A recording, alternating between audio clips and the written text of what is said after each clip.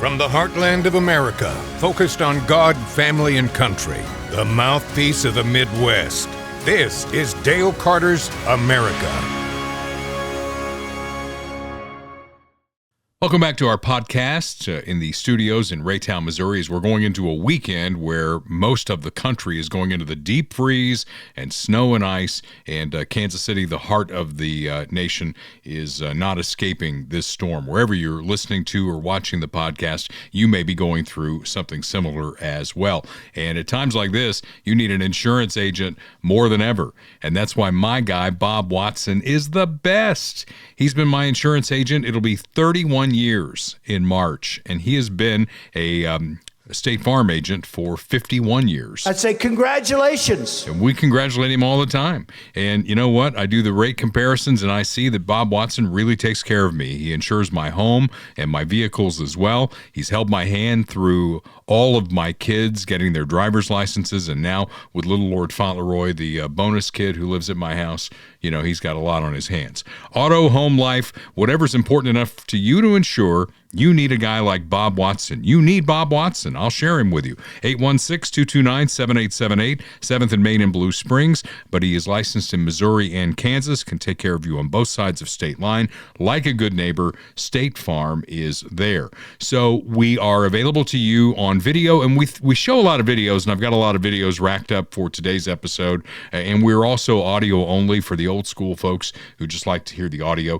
So Kurt, this is usually where you step in and tell them how they can be part of what we do. Yes. And you know, the good thing is this weekend, you're going to have plenty of time to watch the podcast. Catch up on all the episodes.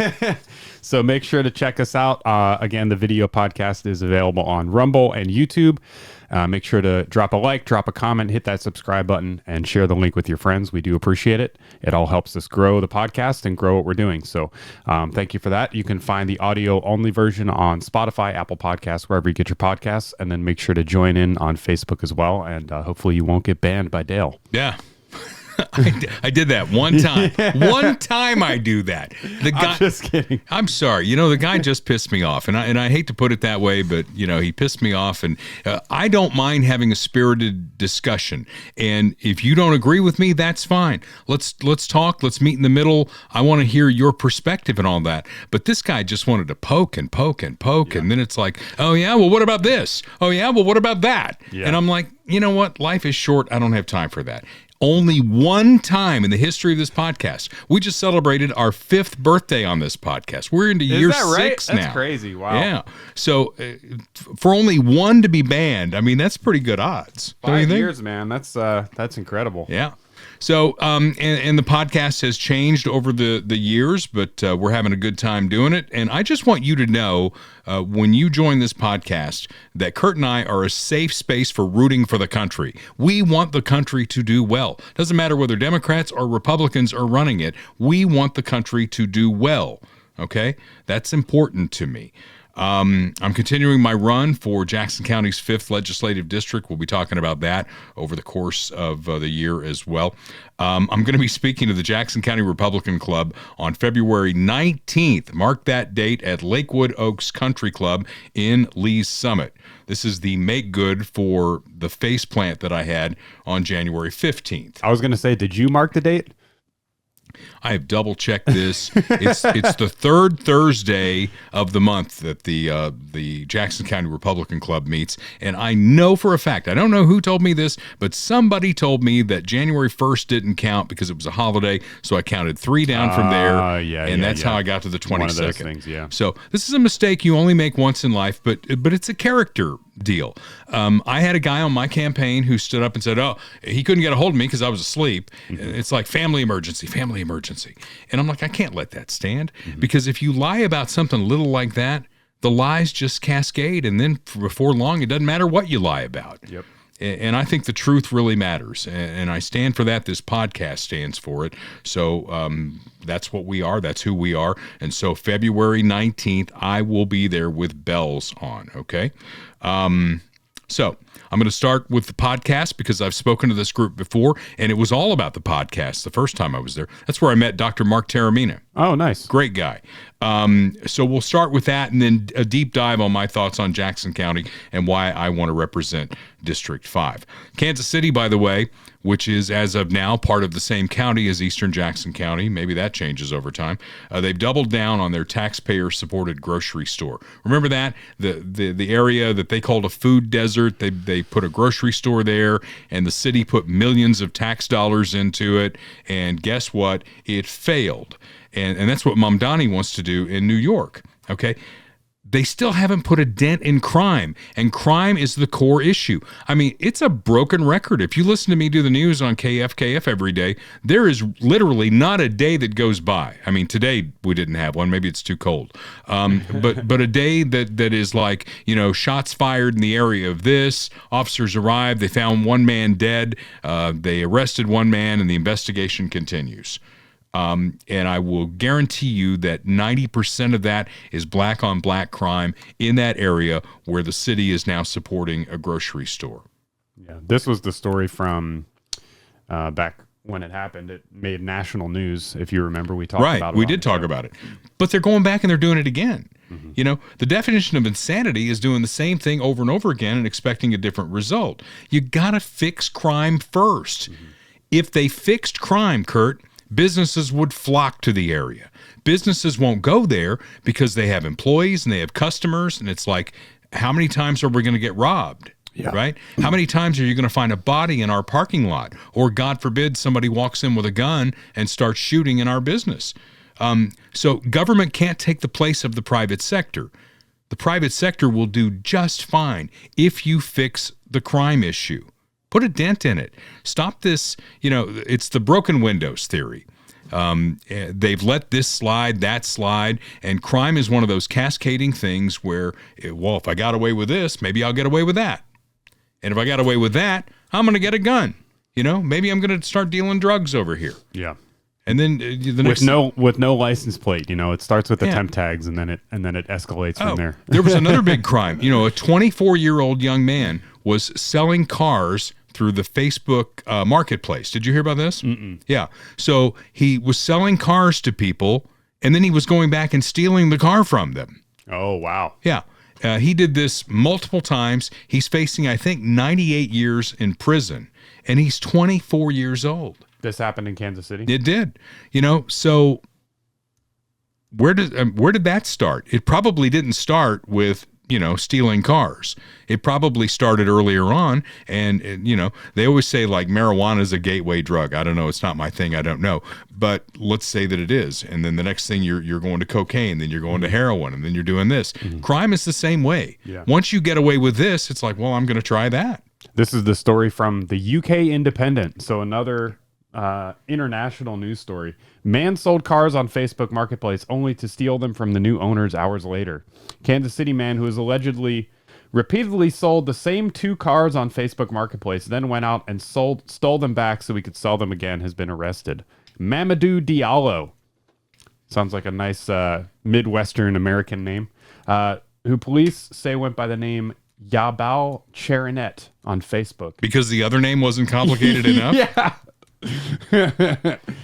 The sales and thefts all followed a similar pattern. 8 separate stolen vehicle reports were filed in 2 months last year, all telling the same story. Each victim had bought either a 2013 gray Honda Civic or a 2013 brown Buick Verano through Facebook Marketplace from the same seller. So he sold them the car and then he went and stole it. There he is. Yeah. Well, I'm sure he's just a misunderstood youth. Yep. Yep. There are the cars. Same 2 cars. Yeah. I mean, wow. Be Talk careful. Talk about a racket, man. Be careful. Do you do anything on Facebook Marketplace? Oh, all the time. Yeah. Do you really? Yeah. Well, see, here's the thing about Facebook Marketplace. It's great.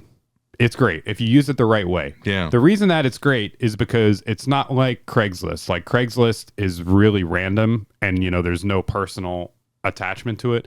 But on Facebook Marketplace, it's attached to somebody's profile. So you can click on their picture and, maybe they have reviews because you can leave reviews for sellers. So if somebody has like a 5-star review and 50 reviews and they have a bunch of stuff for sale and you see their profile picture and they have like a real name and it's a picture of them with their family or whatever, then, so definitely avoid like the people with no profile pictures or the people with no reviews,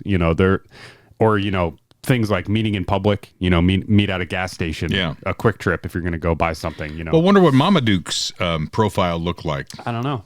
I don't think it probably wasn't that picture. It probably wasn't that picture. I think that was his mugshot. Did he find a nice family? And it's like, I got all these reviews. He stole a family too. Just be careful for his Facebook profile picture. Please be careful out there with stuff like this. All right.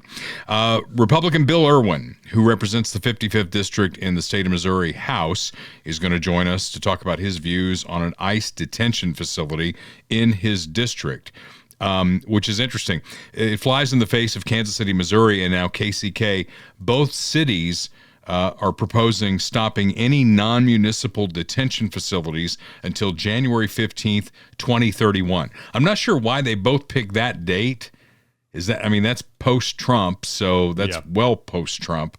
And it comes down to the whole NIMBY thing. Even if you agree that these people need to go and we need to have like maybe a place to house them while we sort them and then send them back to their home countries, it's like, oh, it's a great idea, but not in my backyard. I think the date thing is just arbitrary. Yeah. It's like what they do in Congress where they're like, we're going to lock in XYZ funding for the next 10 years. All it's doing is just kicking the can down the road. So the plan is that by 2031, there's going to be some new plan. And then if they have to do it again before then they'll do it again before then. 2031 means forever. That's what that means. So weren't they going to do electric cars by then? that all know. fell down.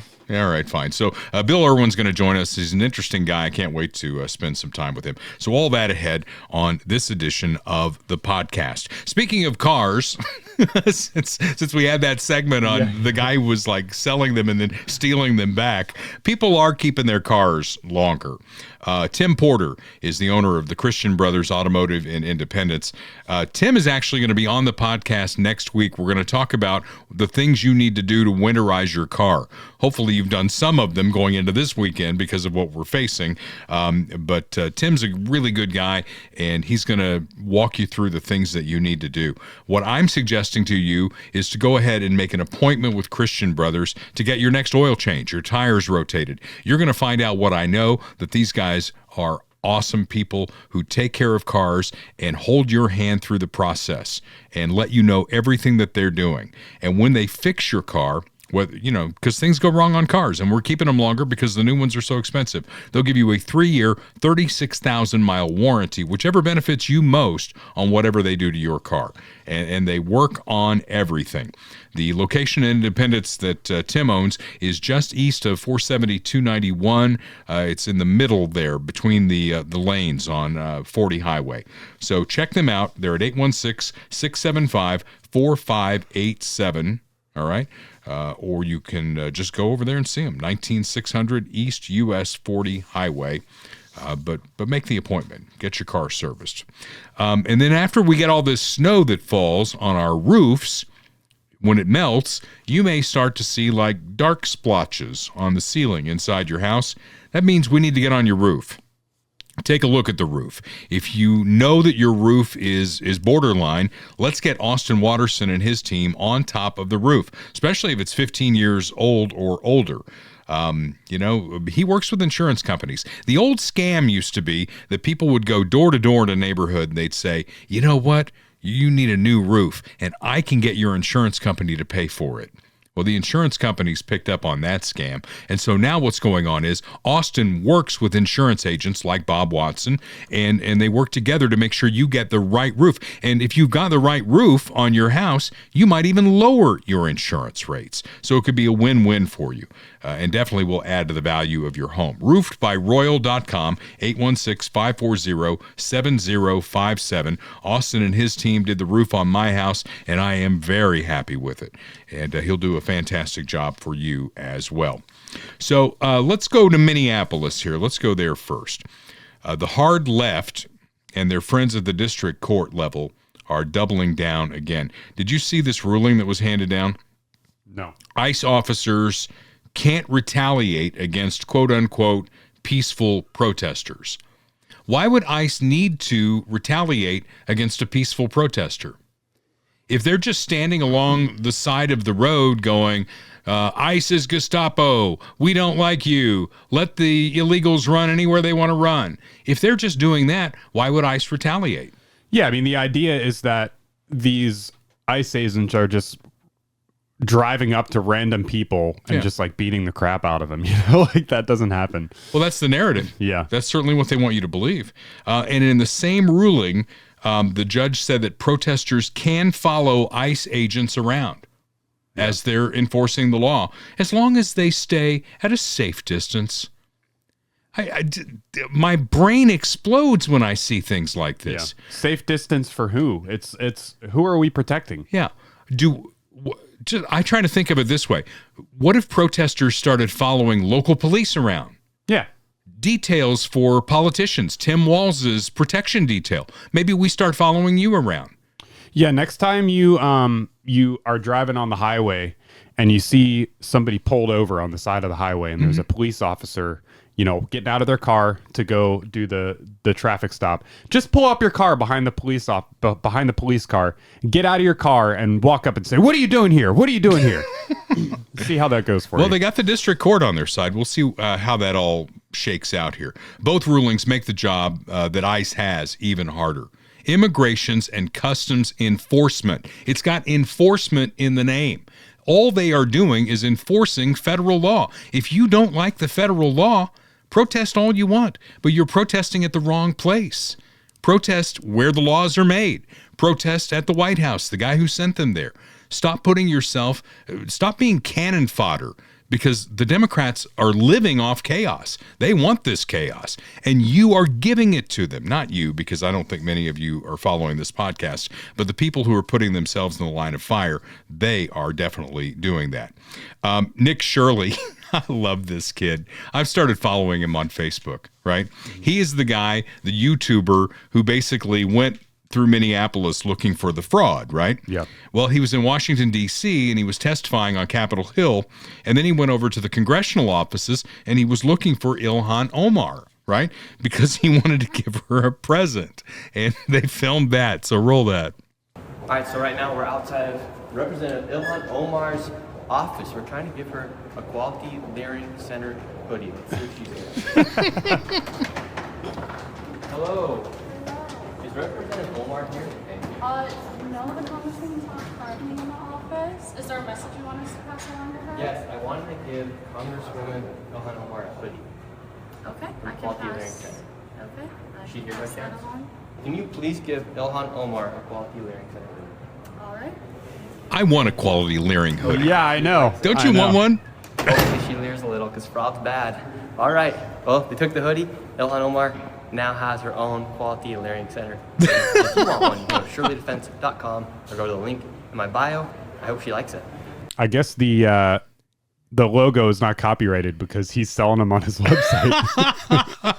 I'm gonna go to his website after this episode. So where was Omar? Right? Turns out she was in Minneapolis in a scene that was right out of the Star Wars bar scene. I mean, it's just crazy what they're doing there. We got a couple of videos to show you. This one? Yeah. The one place where we thought we would never experience this is the U.S. goddamn states. Wow. The one place where Blasphemy. Great. Now, blasphemy. You gotta love that. The squad of far lefties was there to support Tim Walz, who is still harboring illegal aliens and stealing our tax dollars in the phony daycare scam. Check this out. Hey, I'm here with Governor Tim Walz in Minnesota. We are... He looks... Hold on.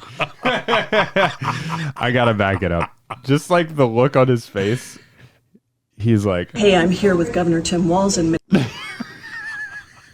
He is concerned, man. He's not doing well. Feel bad for the guy. Minnesota. We are so excited that we have 28 members of Congress from all over the country here to stand up with you, Governor. You have been such a strong champion to say that what is happening in Minnesota is absolutely not right. Tell us. Well, Congresswoman, thank you. And to everybody out there across the country, thank you for standing with Minnesota. We're here today in beautiful, peaceful St. Paul, a place that we care for our neighbors. We care for everyone. This assault that we're seeing... St. Paul, the white half of town. is traumatic. But what I keep telling Minnesotans, we're not alone in this fight. We're on the right side of justice, the right side of history. Please keep thinking of Minnesota. Send us your thoughts, prayers, and any help you can. And a huge thank you to members of Congress who are actually doing the job. In a few short months, this will be Madam Chair, and we'll start straightening this country out. Let's do it. Thank you. Oh my gosh, she's going to be chair of a committee. I can't fathom that. And he did say peaceful St. Paul, Minnesota, right? Yeah. Peaceful St. Paul, Minnesota. Well, it must not be a church because this happened in St. Paul, Minnesota. Worship service, and these people came in and just kind of took over the worship service.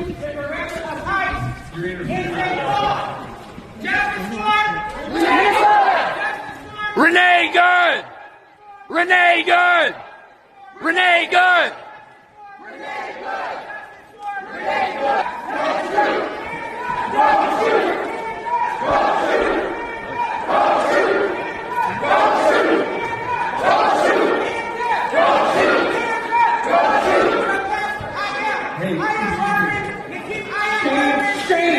Where are you? Where are you? Where are you? Where are your people? Why are you not at Whipple every day fighting for the humanity, standing for our people? Where are you? You drink your coffee, you got your jewelry, you have your nice clothes, but what do you do? What do you do to stand for your Somali and Latino communities? I'm not going to comment. You have no comment, exactly. Say your name! Say your name! Renee Good! Renee Good!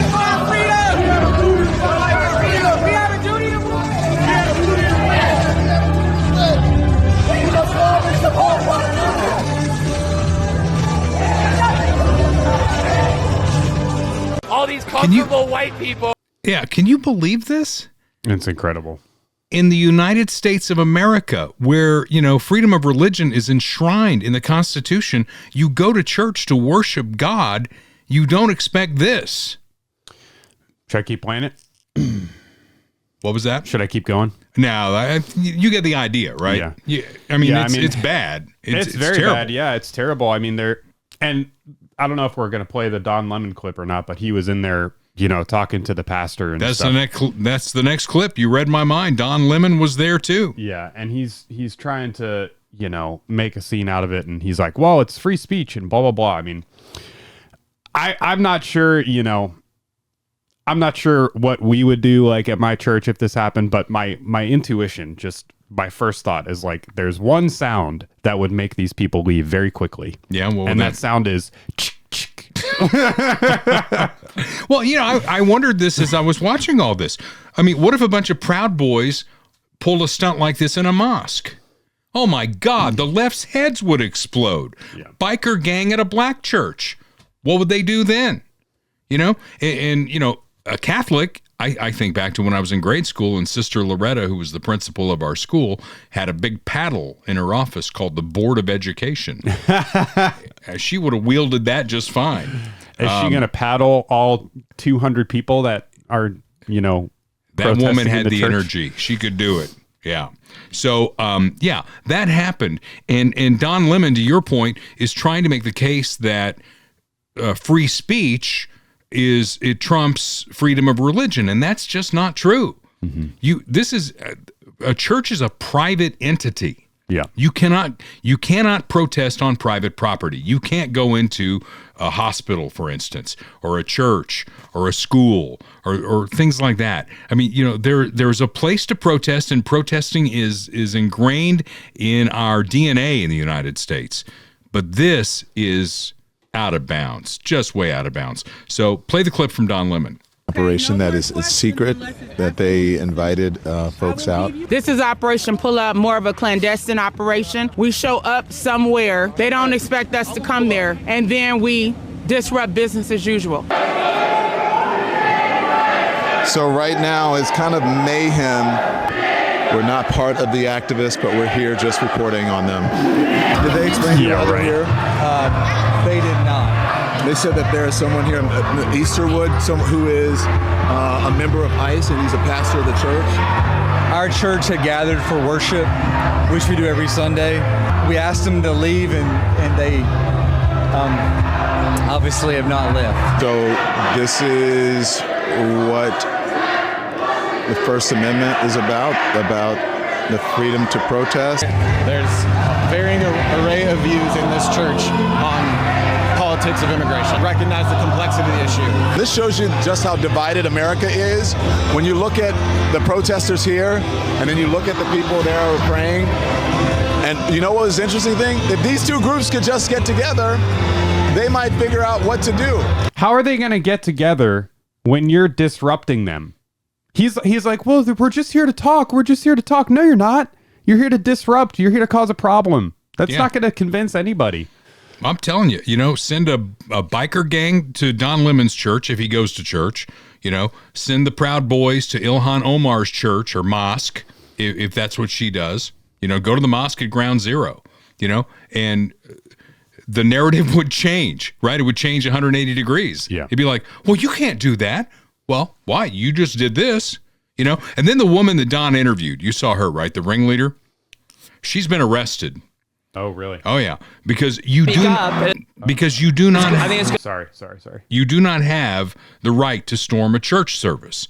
And then she goes on CNN, and we have all this video, right? We know what happened. You didn't even play the whole video. I mean, it was disgusting. She goes on CNN, and she absolutely lied about what happened. And that's the next clip. Has obviously now captured national attention. It's front and center for the Justice Department. Has anyone from DOJ contacted you about potential charges? No, they have not. They have talked a lot in the media about it, but we have not received any information regarding potential charges. And I do want to correct something that was said in the beginning. We did not rush into that church. We actually went and sat down and participated in the service. And after the pastor prayed, that is when I stood up and asked him a question in response to his prayer. And then he responded to me. And then I proceeded to ask him about Pastor David Easterwood and how is it possible for him to serve as both the pastor and the director of ICE for Minnesota. And instead of responding to me, as soon as I said the name David Easterwood, the pastor says, "Shame. Shame." And that is when I led us in chants, "Justice for Renee Good" and "Hands Up, Don't Shoot." So I want to clarify that. We didn't rush in. We didn't bust in. We were a part of the service until I got up and posed that question to the pastor. You're about to explode over there. Unbelievable. Again, we showed the video on that. And then, of course, she continues the lie, one of the biggest lies on the left from Black Lives Matter, "Hands up, don't shoot." It never happened. Yeah, what does that have to do with this case at all? Even if it did, it never happened. It's one of the biggest lies out there. That's the Michael Brown thing in Ferguson, Missouri. Yeah. Where, he was just a peaceful guy, and it was like, "Hands up, don't shoot." I mean, of course, it's not factual at all. He went into the car, and they burnt down the entire city of Ferguson, Missouri over exactly. That. So you keep telling that lie, so that dings your credibility.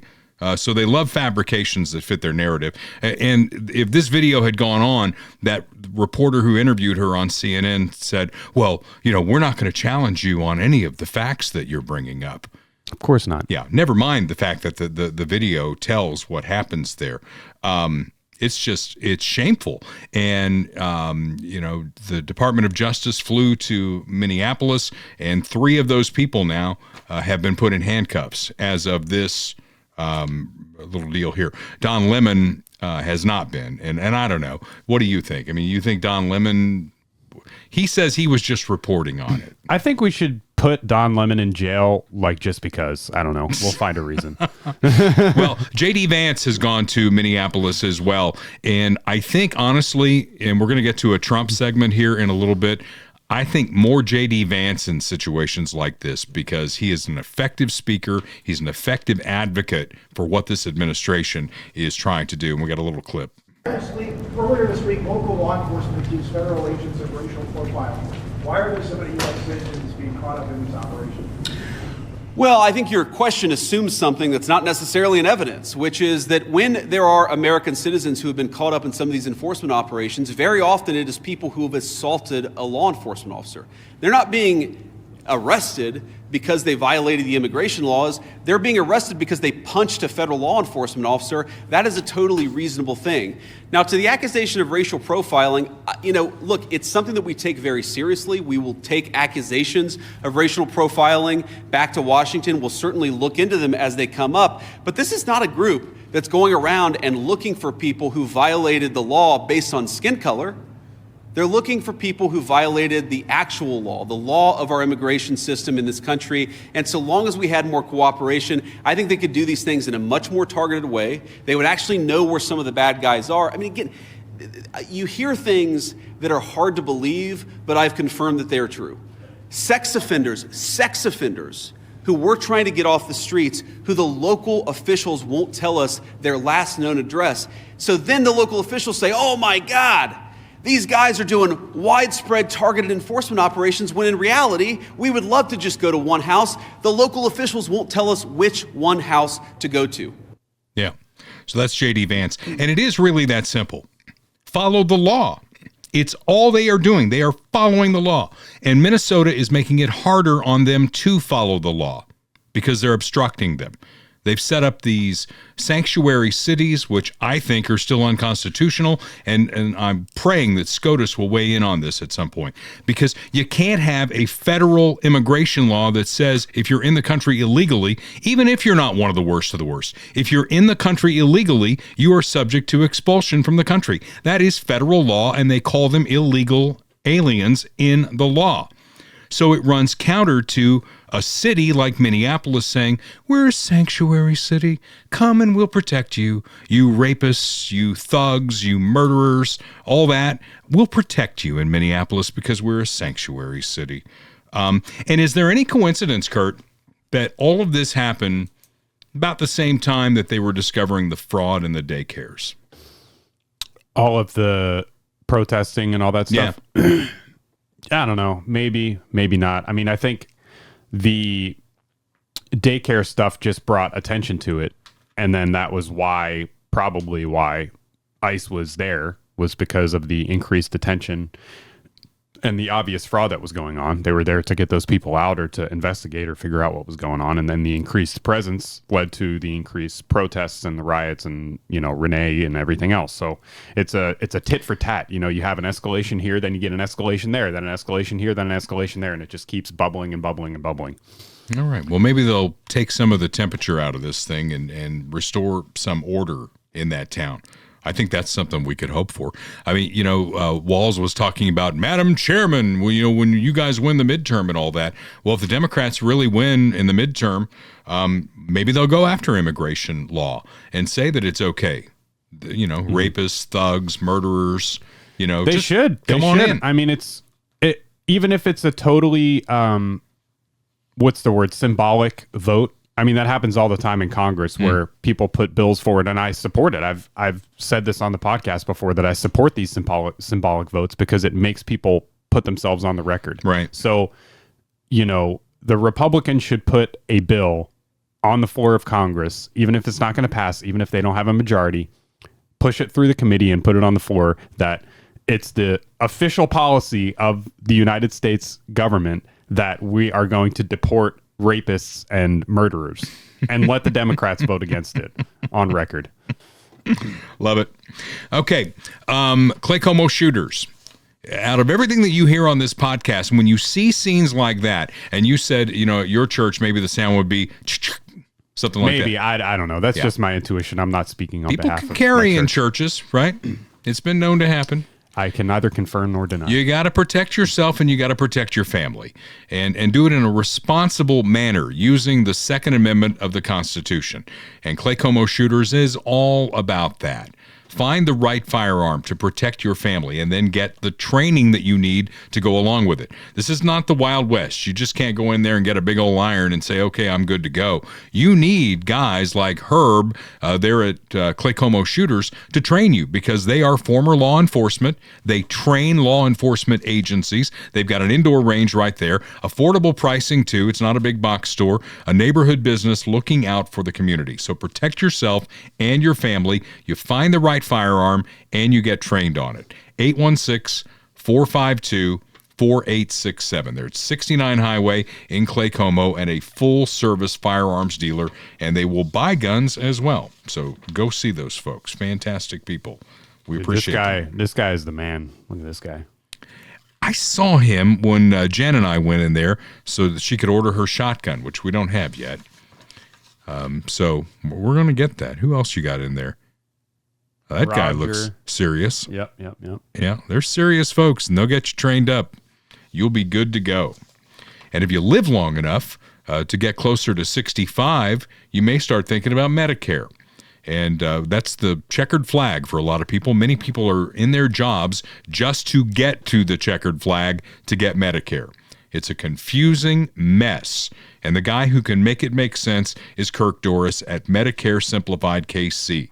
MedicareSimplifiedKC.com. Call him up and get an appointment. And if you can't get to his office on Nolan Road in Independence, he'll come to you. Great guy to work with on this stuff. 816-701-6661. Which plan, which part?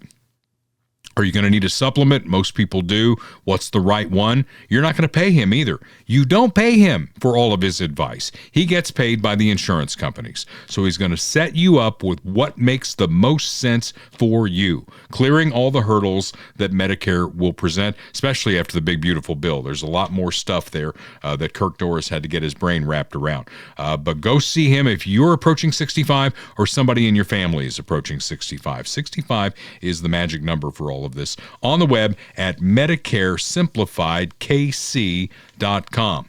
We've had a good string of special guests joining us here on the podcast, and we have another member of the Missouri House joining us, Representative Bill Irwin. All right, we welcome another state rep to the podcast today. Bill Irwin is with us. Bill, thank you so much for being part of the podcast. Thanks for asking me to be here. There's a lot of interesting things going on. No doubt about that. Now, you represent the 55th District in Missouri, correct? That's correct. It's Cass County, and I'm one of 3 reps that are in Cass County. All right.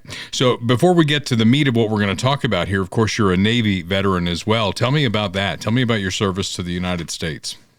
33 years in the United States Navy. Started off as a hull technician aboard a Gator, which is a amphibious ship, a big deck, and then went into the SEALs. Went to BUDS and became a frogman. After 6 years, got off of active duty, stayed in the reserves, became a liaison police officer, got to be on their SWAT team. Wow.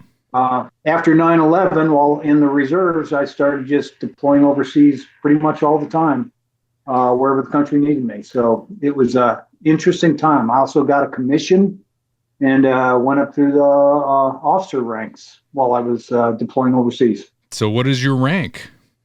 I retired as an 06 captain in the United States Navy. All right. And an actual Navy SEAL. I didn't know that. Well, I was blessed. God took care of me, and I got through it all without being too broken. And I had excellent people supporting me and helping me and mentoring me. Never would have made it without the people that helped me get there. And you could kill me in 2 moves. So I'm going to try and stay on your good side. My goal is to kill people with kindness and just reflect the Lord, not kill them with kindness. You went into politics. Wait a minute. That's an entirely new battlefield. That's for sure.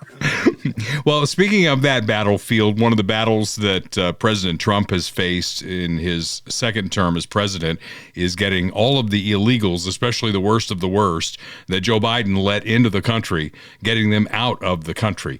And the front line of that battle right now is Minneapolis and the state of Minnesota. But what brings you to the podcast is the idea that maybe we could set up an ICE detention center somewhere in the Kansas City metro, and right away the Democrats that run Kansas City said, NIMBY. You're familiar with NIMBY, right? Not in my backyard? Not in my backyard. It's right, we don't want that here. We don't want it here. And then Mark Alford threw out the idea of maybe Cass County, and you and I talked about that when we saw each other last weekend. Yes. It's so amazing. I was in the Naval War College getting my master's degree, and one of my papers I wrote in 2008 was on getting illegal aliens out of our country. rounding them up and shipping them back home. Funny how it was going on then. And then we opened the borders and let everyone in. Unbelievable. We don't know how many aliens are here that want to destroy our country, our assets to foreign nations that are here to hit us. And having a detention center in Cass County, I love it, Mark. What a great idea. Cass County is a county where I got to say, we love our guns and we love our Bible. And if we want to get people that want to hurt this country out, I think it's a great idea. So what is the objective there? Is it like a stepping stone between gathering them up and getting them back to the country of their origin? It is. It's like, well, at first it came out and we put out, or the president had put out through Kristi Noem, that we encourage you to go home right now. We need legal migration to the United States of America. We like people coming here, working hard. You can make money and you can go home and spend it, but you need to do it legally. And the offer was, hey, we'll get you a ride back home. Go file the right paperwork and come back. That's why we have our embassies overseas. We can screen them. My wife retired from the United States Department of State, but we can screen people. We can see if they've had their shots. We can see if they have illnesses, and then bring them over legally and get a job. We need migration. We do. You know, and where the Democrats will conflate this is it's like, we're a country of immigrants. We were based on immigrants and all that. And we don't argue that with them. But to your point, it's do it the right way. I mean, I would think that the people who would be more offended by this than we who were born here are those who came here the right way, went through all the processes and adopted this country and said, instead of creating our own, I don't know, mini Somalia in Minneapolis where there's no-go zones, we love America and we want to be part of America. And what they're seeing is those gates got opened on the southern border and millions just flocked in and they're doing whatever they want to do. Yes, your no-go zones, we called it ungoverned territories. And that's a sad thing when we have less than governed or ungoverned territory, where if an officer of the law wants to go in that area, there better be a whole bunch of them, because to enforce the law, you have to have a bunch of them, where we are America and we're a country of laws, and everybody gets mad at the people that are enforcing the law. Right. Don't get mad at them. Get mad at people like me who wrote the law. But when we write laws, we expect them to be enforced. And that brings in our brothers in blue, our ICE agents, our FBI, all those people that are just trying to do their job. What we ask them to do, what we're elected to do, is write laws and have somebody enforce them. Boy, you know, you've served your country all around the world, so you've probably seen some pretty bad places in this world. And when I heard that a politician in Minnesota was actually floating the idea of having a no-go zone, I never thought I would live to see anything like that in the United States. Yes, and Sharia law is a really rough thing. If people think that would sail here and be a good idea, they need to really examine what happens overseas, like Saudi Arabia. If a young lady shows too much of her face, they kill her. They stone her to death. And in order to get a man convicted of rape, if a woman makes a complaint over there, they have to have 5 independent male witnesses verify it. It's like,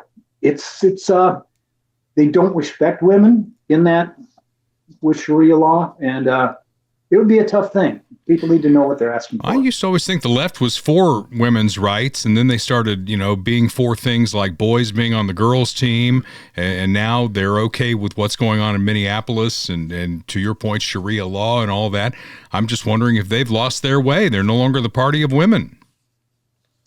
Well, there are, in the State Department, when I worked with them, or I worked for them for a little bit, I noticed there were some great, strong, powerful women in leadership positions.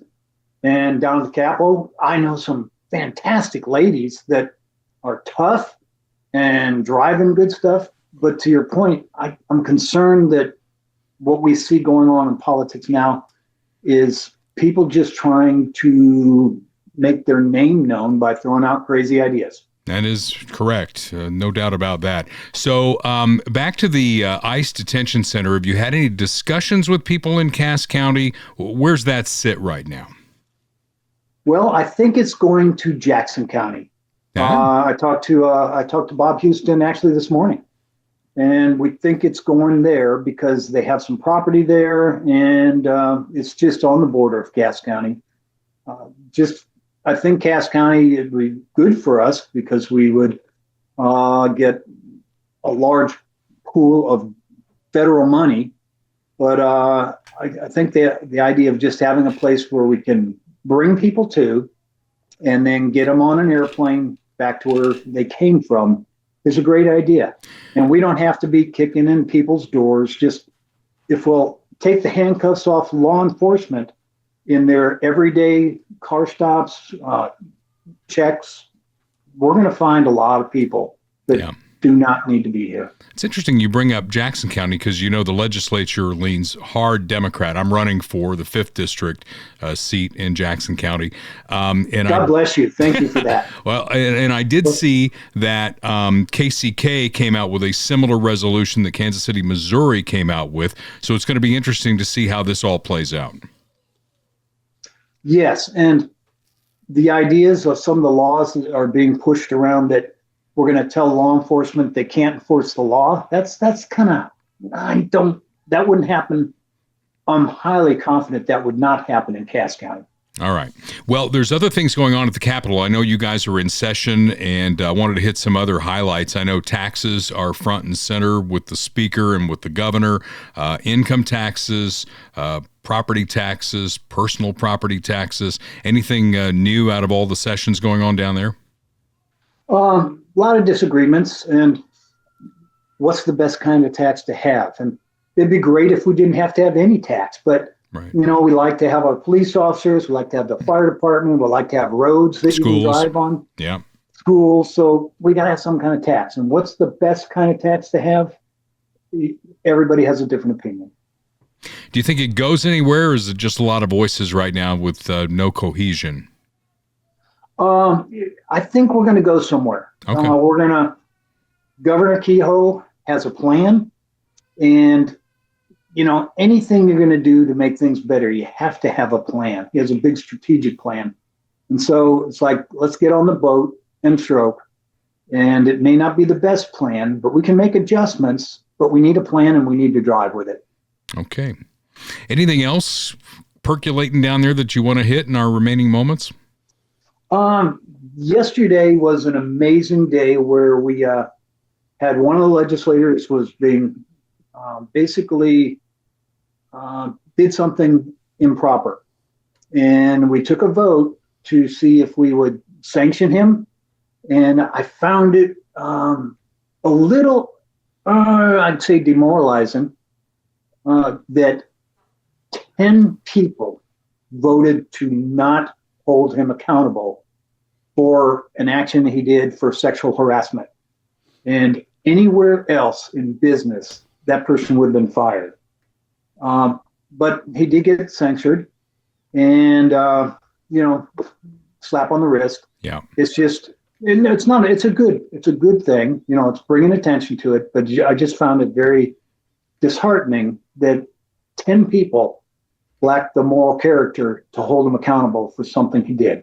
But we see that at the federal level in Congress, where Democrats vote together in blocks in ways that just baffle me, and I don't get it. But, you know, you're a military guy, so you have a great moral compass, and, you know about military discipline, and now you're getting a taste of what political life is like. And they're not alike, are they? No, but we need to hold all of our government-elected people accountable. Agreed. If they mess up, let's hold them accountable. I don't care if you're Democrat or Republican. We need to be held accountable. And as you should, hold us accountable. 100% on that. Bill Irwin represents the 55th District in the Missouri State House. Appreciate your friendship. Appreciate you coming on the podcast, and I'm sure we're going to be talking down the road here. Excellent. Thanks for having me today, and have a great weekend. All right. Thank you, Bill. All right. Bye-bye. Bill Irwin. I feel like so special because we've had a Navy SEAL on with us. I don't know why I'm so blown away by that, but I am. Yeah. Yeah. It's impressive for sure. Yeah. He represents part of Lee's Summit. So next time we're at Funhouse Pizza, and the next time we do one of the live podcast events, we're going to be back in Lee's Summit. We'll probably be in the spring. It definitely won't be on a day when it's below zero with snow everywhere. So we'll get that on the schedule and maybe have Bill come talk to us again on the podcast. Funhouse Pizza, that's where we do the live events, and they have two locations. Jim Dingman's Funhouse Pizza on 50 Highway in Lee's Summit, 7 Highway in Blue Springs. Pizzas piled high with toppings, cold beverages. And you know, it bothers, we do the podcast pretty close to lunch, and I start to get hungry. My tummy growls when I think about having a Funhouse Pizza. That's how good they are. Funhousepizza.com. You can order online. You can go there. You can eat in. You could take it with you. It's a fantastic place to have a birthday party for your kids, maybe a team meeting for whatever you got going. Maybe Pee Wee basketball is going on now, and you need to have a team meeting. Funhouse Pizza, 50 Highway Lee's Summit, 7 Highway in Blue Springs. Tell Jim you heard all about him on the podcast at Dale Carter's America.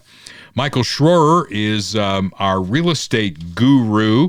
He's a RE/MAX Elite real estate broker based in Lee's Summit. You can reach him on the phone if you're thinking about moving, selling your house, buying your house. He had that fun meme last time about, if you want to move and follow the Chiefs over to Kansas, I'm licensed in Kansas. If you want to come to Missouri, I'm licensed in Missouri. He can take care of you. No matter what stage of life you're in, if you're moving from an apartment to your starter home to a bigger home to a smaller home, or maybe you got a piece of land you want to build on, get with Michael Schroer.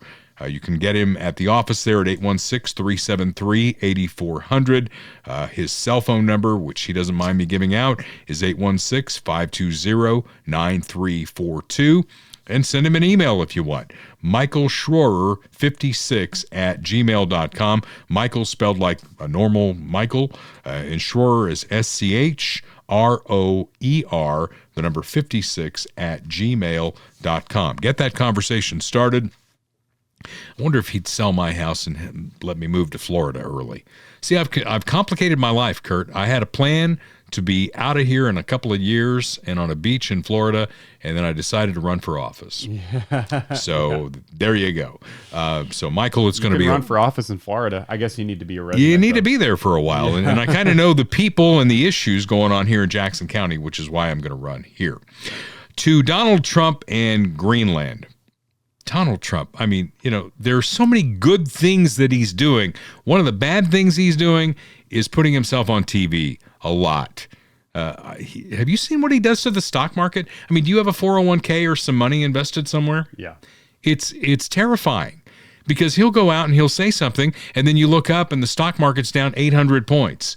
And then the next day, he goes the other way, and the stock market's up 800 points. It's like riding a roller coaster. It's all part of how he negotiates, but it drives us crazy. And I know he wants Greenland.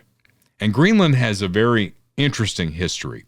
And many people don't know this. They think he just woke up one day and said, there's this big island. It's got snow on it and ice. Very big. Very large. Much ice, right? And the most ice, they say. Yeah. They have no idea, the fact that the United States ran it during World War II. And then we gave it back to Denmark. And even after that, Harry Truman, a president that a lot of Democrats love, and I like him too. I mean, he's buried in Independence, Missouri. That's why when we talk about Eastern Jackson County becoming an independent county, we call it Truman County. And I think that would help us get it done. He tried to buy Greenland from them for $100 million. And they said they didn't want to do that. So there you go. It has an interesting strategic role because if you look at the planet, a lot of times when we look at the map of the world, it's flat, right? And you got the Western Hemisphere here and you've got Europe over here. But if you look at the globe, the way the globe is, and you look at it from the top, from the Arctic, you can see how critical Greenland is with respect to Russia and China, right? Are you pulling the globe? Look at you. Yeah, that's Africa, so you got to keep going. There's the United States. There's the top. Yeah, you see where Greenland is. Okay. Now, look across from Greenland. How big it is. It's huge. It is humongous. I've flown over it before. It's a big white island. And you got Greenland that's white and Iceland that's green. It's pretty much in between, like halfway in between Moscow and New York City. Yeah. So if they're going to launch missiles at us, they're going to go right over Greenland, which makes it very strategic. Well, I think more likely than that is that they would want to, have a presence on Greenland. And so does to do China. that. Yeah, for sure. And that's why it's important to Donald Trump. That's why it's important to United States national security. But of course, the left is the left, and if Donald Trump's for it, they're completely against it. Did you know that the entire population of Greenland is about the same population as Blue Springs, Missouri? Wow, really? It's like 56,000 people live on that massive island. It's crazy. Most of it's uninhabitable, right? I did hear that number, but when you put it in perspective of Blue Springs, that's wild. Yeah. So would Trump use military force to acquire it? This caused quite the up and down roller coaster in the stock market. We have a video for you. This is President Trump back on January the 7th. Please. President, thank you. Wanted to touch on the world on fire that you mentioned, but let's start, if we could, with your references to Greenland and the Panama Canal, so forth. Can you assure the world that as you try to get control of these areas, you are not going to use military or economic coercion? No. And can you tell us a little bit about what your plan is? Are you going to negotiate a new treaty? Are you going to ask the Canadians to hold a vote? What is the strategy? Yeah, I can't assure you. You're talking about Panama and Greenland. No, I can't assure you on either of those two. But I can say this. We need them for economic security. The Panama Canal was built for our military. I'm not going to commit to that now. It might be that you'll have to do something. Look, the Panama Canal is vital. And you can cut that off right there, because the point I want to make here is that the left took that and ran with it. All he said was, I'm not going to say any options off the table. Yeah. And then it became Donald Trump is going to send troops into Greenland. Right.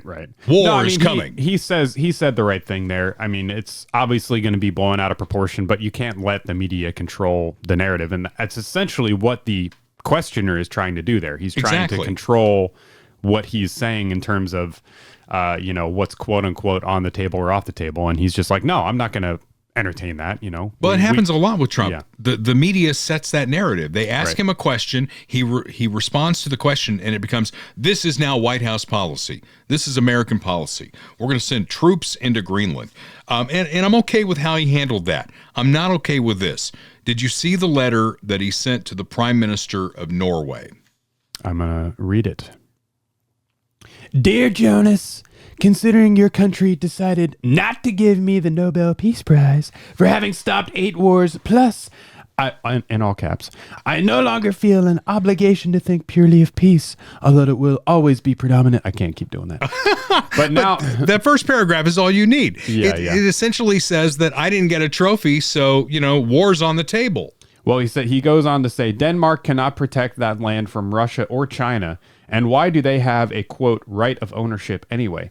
There are no written documents. It's only that a boat landed there hundreds of years ago, but we had boats landing there also. That's classic. Classic Trump. I have done more for NATO than any other person since its founding, and now NATO should do something for the United States. The world is not secure unless we have complete and total control of Greenland. Thank you, President DJT. Yeah, at least he didn't say, thank you for your attention to this matter. Yeah. That's how he wraps up a lot of his stuff. But, the left is spinning the conspiracy theory. Did you see this? That Trump's going to start a war, right? And that's going to be the excuse he uses for not having midterm elections. He's going to suspend the midterm elections. Yeah, the conspiracy theorists are coming out in full force. And it's not just the tin hat people. I mean, it's mainstream Democrats that are saying stuff like this. Yeah. Well, so what's your take on it? Do you think that we should take Greenland or not? I think these things are best handled not in front of the media. These things are best handled behind the scenes, and he did that. He went over to Davos, he put all these people in a room, and a framework has emerged. Do we need to own Greenland? I don't think we do. We've got bases there now. I mean, you know, we don't need to own it. He wants to own it because he's a real estate guy. He looks at it as ownership. He looks at it as we'll defend it and take it more seriously if we own it rather than we're leasing bases. I mean, in the sense of purely national interest, you know, if that's what you care about most is, you know, foreign policy and America's national security. I mean, I think there's a strong argument to be made that we should own it. I think if it can be done legitimately, then I don't see a reason why we shouldn't necessarily. I mean, well, you don't see sending Bill Irwin and the Navy SEALs in there to take it by force. No, of course not. And that's the narrative that they want to establish. And that that's just a distraction. It's just it's a distraction. It's let's get to the real. end of the story because it has a happy ending. He got to Davos and he settled everybody back down, and the stock market's way back up again. We probably won't get anything unless I decide to use excessive strength and force where we would be, frankly, unstoppable. But I won't do that. Okay? Now everyone's saying, oh, good. That's probably the biggest statement I made because people thought I would use force. I don't have to use force. I don't want to use force. I won't use force. All the United States is asking for is a place called Greenland, where we already had it as a trustee, but respectfully returned it back to Denmark not long ago after we defeated the Germans, the Japanese, the Italians, and others in World War II. We gave it back to them. We were a powerful force then, but we are a much more powerful force now after I rebuilt the military in my first term and continue to do so today. We have a budget of $1.5 trillion. We're bringing back battleships. The battleship is 100 times more powerful than the great battleships you saw in World War II, those great, big, gorgeous ships, the Missouri, the Iowa, the Alabama. Because I thought maybe we could take them out of mothballs. They said, no, sir, these ships are 100, think of that, 100 times more powerful than those big, magnificent pieces of art that you saw so many times ago that you still see on television. You say, wow, what a force. 100 times, each ship 100 times more powerful. That was all one line on the teleprompter. By the way. Well, he's off the teleprompter. You can tell when he goes off the teleprompter. But he's down a rabbit hole there. But he settled everybody back down. Yeah, I mean, it is like full on narcissism, though, that particular part. I mean, he's, you know, I did this, I did that, I'm the best, you know, all of that stuff. So, you know, it is what it is. But I think you're right, you know, that it did settle people down. Yeah. So the best line he had at Davos. Now you got to imagine this. All these European leaders there are gathered there to listen to him speak. just play the clip. We saw this in World War II when Denmark fell to Germany after just 6 hours of fighting and was totally unable to defend either itself or Greenland. So the United States was then compelled, we did it, we felt an obligation to do it, to send our own forces to hold the Greenland territory. And hold it we did at great cost and expense. They didn't have a chance of getting on it, and they tried. Denmark knows that. We literally set up bases on Greenland for Denmark. We fought for Denmark. We weren't fighting for anyone else. We were fighting to save it for Denmark. Big, beautiful piece of ice. It's hard to call it land. It's a big piece of ice. But we saved Greenland and successfully prevented our enemies from gaining a foothold in our hemisphere. So we did it for ourselves also. And then after the war, which we won it big. Without us, right now you'd all be speaking German and a little Japanese, perhaps. After the war, we gave Greenland back to Denmark. How stupid were we to do that? But we did it. But we gave it back. But how ungrateful are they now? So now our country and the world face much greater risks than it did ever before because you'd all be speaking German, maybe a little Japanese. And, you know, the guy that I feel really sorry for out of the whole Davos thing was poor Gavin Newsom. He went there. He thought he was going to get to speak, and he was not allowed to speak. I was going to speak last night. It was a well-established event at the USA House. Simple conversation, discussion. After Trump's speech, they made sure that I didn't. They made sure it was canceled. And that's what's happening in the United States of America. Freedom of expression, freedom of assembly, freedom of speech. It's America in reverse. They're censoring historical facts. They're rewriting history. They're censoring books, 4,340 books, libraries, and in schools, banned in the United States of America. You're watching institutions. Any institution of independent thinking is under assault and attack by the Trump administration. You're seeing what's playing out in the streets of American cities, what played out in California, the second largest city in the United States of America. 4,000 National Guard were federalized. 700 active duty Marines were not sent overseas. They were sent to my largest city in the state of California. No due process. Windows being smashed. Seatbelts on, being, literally just sort of cut off. People dragged in the streets. Kids separated from families. Knocking on doors. Racially profiling American citizens. So is it surprising the Trump administration didn't like my commentary and wanted to make sure that I was not allowed to speak? No. He also brought knee pads with him, Donald Trump knee pads. I still don't know what that's all about. Is he saying that Trump's on his knees? Or I don't know. It was a bad visual.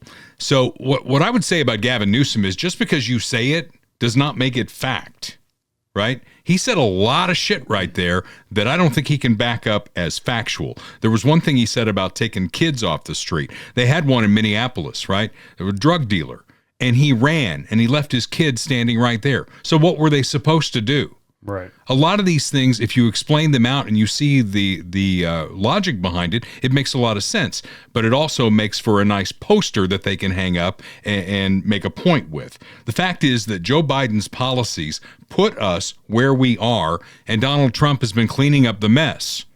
And it was a big mess to clean up. Maybe not as polished as Gavin. Gavin's very polished, and we're going to see. You think he's going to be the nominee. We'll see if America falls for his act in 2028. Here's the knee pad thing, by the way. You're running around distributing knee pads to CEOs, and I think I'm it not does. handing them out. And it does. I do have a few if you'd like. I don't know. And honestly, it sounds. By the way, I'm not kidding. They're the new Trump Signature Series knee pads. Yeah, and they are available online. I told you the last one sold out. And I just want to sort of. This is a serious moment. It actually, we laugh. I mean, I don't get it. Do you get it? Maybe. No, I don't get it. All right, fine. I would like to remind all of you that he faced a recall election in his own state for screwing up California, right? And here's another stat for you on Gavin. Nearly 1,000 people a day left California in 2025, and that continued a 6-year trend. You want to talk about affordability? People can't afford to live in California because of Gavin Newsom's policies. Surely we are smart enough not to put him in the White House. I don't know. It could happen, right? Yep. We had Donald Trump for 4 years, and the person who allegedly got the most votes in the history of the country. And it's funny when you graph it out and you see like how many votes Bill Clinton got, and then Barack Obama got, and Hillary Clinton got, and then you see Joe Biden. It goes from the 60 million kind of range that Democrats get up to 80 million for Joe Biden, the next Franklin Delano Roosevelt. And then it came right back down again for Kamala Harris. So whatever. I mean, they'll call me an election denier, but I look at it and I go, one of these does not fit with the others. Yeah. We will see what happens. Anything can happen in this country. But if it's going to be, and it's probably going to be J.D. Vance in 2028, you're going to see him a lot more, which I think is good for the country because he is a great advocate, as I said before. And if they want to have that conversation of affordability, okay, let's see who lives in California. More and more people are moving to Texas and Tennessee. And if we get our tax situation correct in Missouri, they'll come to Missouri and businesses will come here. They'll flood away from New York and California because of the insane policies there and the taxes that they're paying. But like I always say, we'll see. I'm going to be here in the heart of the country where things tend to make a little bit more sense. And that's where I met Bob Watson 31 years ago. Bob has been my State Farm agent ever since, and I've gotten to know him, and he's become part of our family, especially when we've had things happen like, I don't know, me getting too many speeding tickets, my kids getting too many speeding tickets, wrecks that we've had over the years. Like a good neighbor, State Farm is always there. And you want somebody, when you've got insurance, who you can call up and say, hey, we've got a problem. We've got this going on in our family. And they know you and they relate to you. Not the cut rate stuff where you get somebody where English is their fifth language. When you get Bob Watson, you get an entire State Farm team behind you at 816-229-7878. Get a rate comparison and see if they can't do better for you. I know they'll work hard for the business. Auto, home, life, commercial insurance, boats, when we get the pontoons out again. If you're on the Kansas side, he's licensed there as well. He can work with you anywhere in Missouri from his office in Blue Springs. Bundle your home and car insurance, and you'll save even more. Like a good neighbor, State Farm and Bob Watson is there. I'm going to leave you today with two stories of hypocrisy. We told you that we base the podcast on telling the truth. All the way back to the beginning of this episode where I told you where I made a big mistake on where I was supposed to be when, and I took ownership of that. When we're factually incorrect, and I've been factually incorrect on this podcast, we tell the truth. I don't try and bury it under scads of language and files and all that. We tell the truth. The other thing we base it on is calling out hypocrisy wherever it exists. My TDS friends, and you know who you are, and I know they get very offended at that. But when I put something up on Facebook, and the very first response I get, even if it has nothing to do with Donald Trump, it ties in Donald Trump. That just tells you that Donald Trump owns your brain. He's on your mind all the time, and you're not on his mind, right? He's in Washington. He's dealing with federal things. You got bigger fish to fry about tax issue in the Kansas City area. You know, there are other things. There's crime going on here. That's not a Donald Trump issue. That's a here issue, and that's why we need to fix those things. But my TDS friends usually post about once a day that Donald Trump's a pedophile. You've seen that, right? Mm-hmm. He's a pedophile. He's a pedophile. The Epstein files prove it. If only he would release the unredacted files, we'd get to the truth. Mm-hmm. Files that Joe Biden had for 4 years that were not released. So they have no proof. They've just got a narrative. Now, on the other hand, you got Bill Clinton. We've seen dozens of pictures with young ladies sitting on his lap.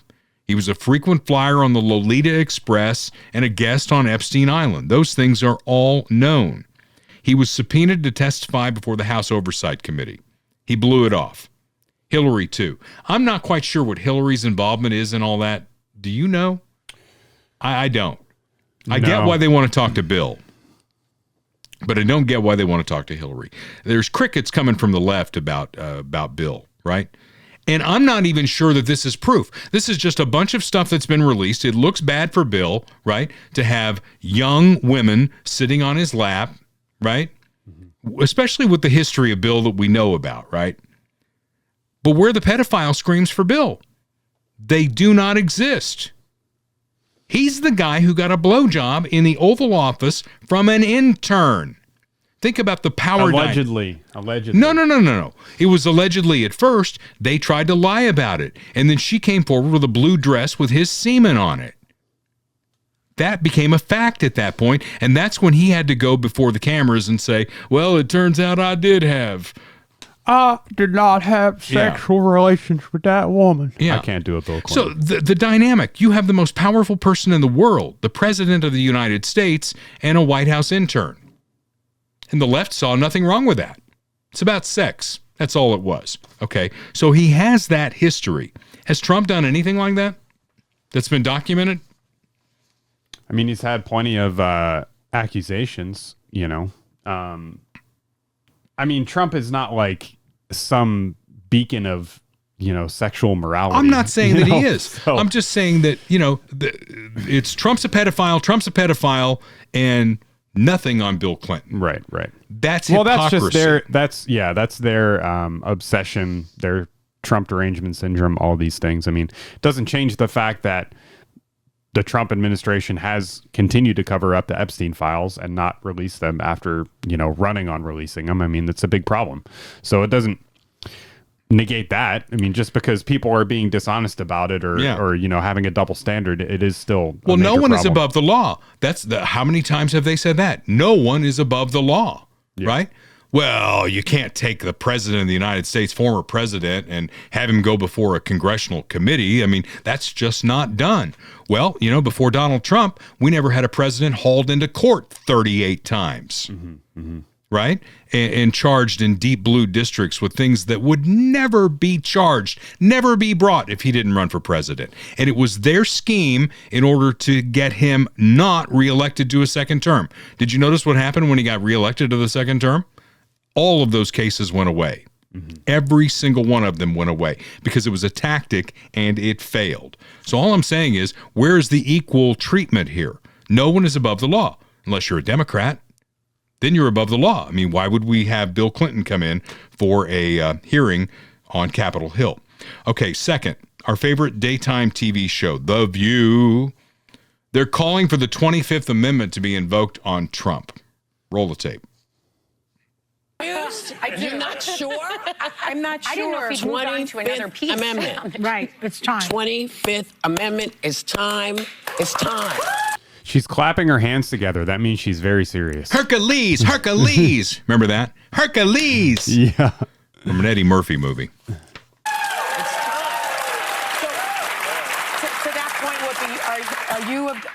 You would be in a lot of company. You believe at this point that the president of the United States may not have his full faculties? I felt that before now. Yeah, but the cherry on the cake was yesterday. Well, no, there's been a lot of cherries on the cake. There have been several. The cherries on this cake are enormous. Yeah. There are so many. Tree. There are the lines in the sand. Yeah. I mean, it looks like a stamp. There's so many lines in the sand. Even his. I don't even know what that means. I don't either. But the left is fly-specking everything that Trump does and says. In fact, I've got one person who communicates with, we're actually Facebook friends, and I respect her disagreement with me on things. But she's like, what are these bruises on Trump's hands? What's that all about? Right. And then does he make gaffes? Hell yes, he makes gaffes. I do it all the time. People do it all the time. Barack Obama is the one who went out and said he was going to visit all 57 states. Did he need to be 25th Amendment? I don't think so. And if you're wondering what they said about Biden, the guy who wandered off, the guy who could not do a press conference without pictures and the question on there, right? And a list of people that he was to call on. That's how he did press conferences. They love that guy, right? Well, here's the clip. Here's a clip of him on The View, by the way. The projects, the benefits. How do you lead the world without having the best infrastructure in the world? How do you lead the world without having the best healthcare in the world? How do you lead the world without having the best education system in the world? How do you lead the world when you don't have that done? Yeah. Play the other clip. This is what they said about Joe Biden. This is after the election. But I truly believe that his legacy will be etched in the history books as Washington, as someone who put that ego aside and put his country first. Also so decent. That's definitely his legacy. But I truly. George Washington. She just said Washington. Maybe she's talking about a different Washington, like the random guy, from the old folks' home named Washington down the street. I mean, we don't want The View to go away because they're funny to pull clips from and all that. But that just shows you the pure hypocrisy that's going on out there. Trump needs to have the 25th Amendment. Well, you know what? First of all, that requires the cabinet to do that. And if any president ever needed the 25th Amendment since it's been part of the Constitution, it was Joe Biden. Because we have no idea who was running this country for at least the last 2 years that he was president. Yeah. That was shameful. And the people who put him forward and said, Joe, keep running, shameful. And the people who put him out on a debate stage against Donald Trump where he face planted and finally had to pull the plug on him, that was shameful. That's what the 25th Amendment is about. They're trying to use it because they disagree with Trump, right? It's the same reason they've cheapened impeachment. Impeachment is the ultimate sanction on a president, and they just throw it around like chips. It's like, oh, yeah, of course we're going to impeach him. We've done it twice before. If the Democrats get the majority in the House, they're going to do it again. You just know they're going to do it. And the 25th Amendment, are you kidding me? You're going to get Donald Trump's cabinet, the people who are out there doing what he wants them to do, to say the guy's cuckoo for Cocoa Puffs and we got to get him out of here. That's not going to happen in a million years. And if it did, you'd be stuck with J.D. Vance for a long time. He'd get all of this term for Trump, and he'd be eligible for 2 of his own. Yeah, they don't really think long term, though, do they? No, they really don't. I don't think they think at all. So agree, disagree. I'd love to hear from you. We post a lot of stuff on the Facebook page for the podcast, and we're going to continue to have those discussions. And as long as they're productive and you're not, you won't fall into that category of the one guy in the 5+ years of this podcast that we have banned from the Facebook page. It's not going to happen. Not even John Town. Not even the other guy. Ty, is that his name? I mean, I'm not following very closely. Any post that I put up, Clinton's bad, you're a liar. Yeah. I'm not even going to ban him. Just don't make it personal and you won't get banned. So we'll continue. We have another guest next week. We're going to talk about your cars and what you need to do with them, especially as we're going through this winter weather in a big part of the United States. So until next week when we gather around this microphone in this studio again, this is Dale Carter's America. The views expressed on Dale Carter's America are Dale's and Kurt Wheeler's. They do not necessarily reflect the views of KFKF or Steel City Media. Comments can be sent to dalecartersamerica@gmail.com. Check back for weekly episodes. Subscribe, spread the word, and give us a 5-star review. Thanks for being a part of Dale Carter's America.